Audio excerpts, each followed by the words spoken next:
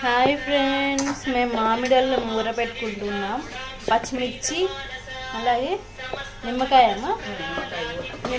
ఊట అలాగే మామిడాళ్ళం బాగా వాష్ చేసేసుకొని ఇలా రౌండ్గా కట్ చేసేసుకొని వేసుకోవాలన్నమాట. ఇది బాగా ఊరిన తర్వాత మనం పెరుగన్నంలో కానీ మామూలుగా అయినా కానీ తినేయచ్చండి. పప్పులో కానీ అట్లా దేంట్లోకైనా సూపర్గా ఉంటుంది. మేమైతే ఇప్పుడు ఊరబెట్టుకుంటున్నాం. మీరు కూడా ఇలా ఊరబెట్టుకుంటారా? ఏం చేసుకుంటారు ఇంకా మామిడాళ్ళంతో? రెసిపీస్ చెప్పండి మీకు తెలిస్తే.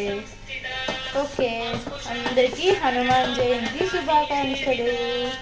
గుడికి వెళ్ళేసి వచ్చారా? మీరు వెళ్ళారా ఫ్రెండ్స్?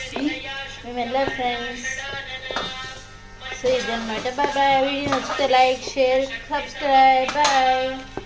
ఇంకా ఏం రెసిపీస్ చేస్తారో చెప్పండి, మేము చేసి చూపిస్తాము.